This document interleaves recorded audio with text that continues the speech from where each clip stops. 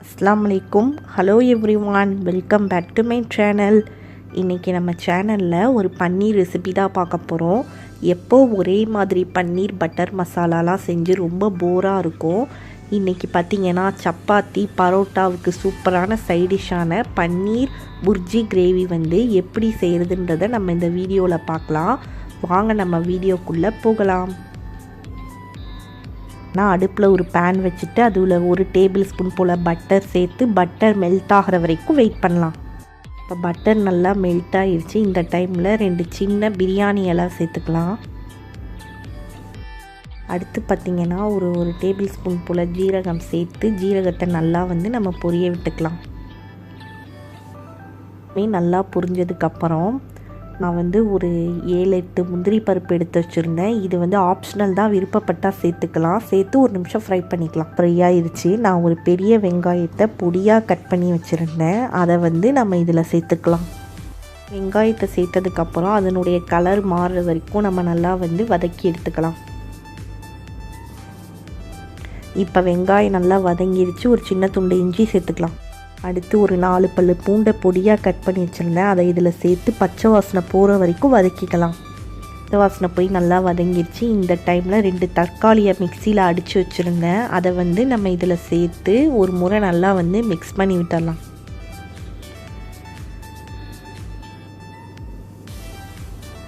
ஒரு முறை நல்லா மிக்ஸ் பண்ணி விட்டுட்டு இதனுடைய பச்சை வாசனை போகிறதுக்காக அடுப்பை மீடியம் ஃப்ளேமில் வச்சு ஒரு 5 நிமிஷத்துக்கு மூடி வேக வைக்கலாம். நம்ம இதை ஓப்பன் பண்ணி பார்த்துடலாம். இப்போ இந்த தக்காளியோட பச்சை வாசனையெல்லாம் போயாச்சு.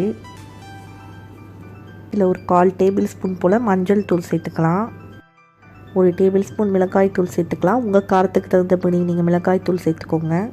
அடுத்து 1 டேபிள் ஸ்பூன் போல் மல்லித்தூள் நம்ம சேர்த்துக்கலாம். அடுத்து பார்த்திங்கன்னா ஒரு 1/4 டேபிள் ஸ்பூன் போல் கரம் மசாலா சேர்த்துக்கலாம். நம்ம சேர்த்துருக்க இந்த மசாலாவோட பச்சை வாசனைலாம் போய் நல்லா வதங்கி வரணும். அதுக்காக அடுப்பை மீடியம் ஃப்ளேமில் வச்சு ஒரு 5 நிமிஷத்துக்கு நல்லா வதக்கி எடுத்துக்கலாம். மசாலா நல்லா வதங்கிருச்சு. இந்த டைமில் 1/2 கப் போல் தண்ணி நம்ம சேர்த்துக்கலாம். ரொம்ப தண்ணி சேர்த்துற வேண்டாம். அடுத்து இதை நல்லா மிக்ஸ் பண்ணி விட்டுடலாம், இந்த மசாலாவோட மிக்ஸ் ஆகிற மாதிரி. இப்போ இதை ஒரு மூடி போட்டு மூடி ஒரு 5 நிமிஷத்துக்கு குக் பண்ணி எடுத்துக்கலாம். நிமிஷம் ஆயிடுச்சு. நம்ம ஓப்பன் பண்ணிடலாம். கிரேவி பார்த்திங்கன்னா நல்லா கொதிச்சிருச்சு.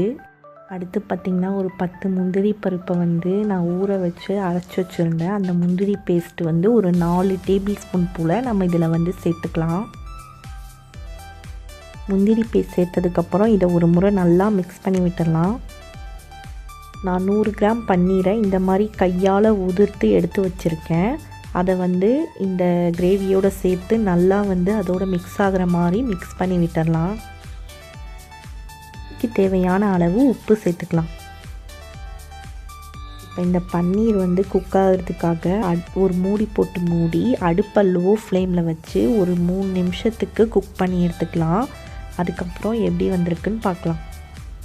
ஓப்பன் பண்ணிடலாம். வாவ், மணக்க நம்மளுடைய பன்னீர் புர்ஜி கிரேவி சூப்பராக ரெடி ஆயிடுச்சு. இது சப்பாத்தி பரோட்டா இட்லி தோசை எல்லாத்துக்குமே ரொம்ப அருமையாக இருக்கும்.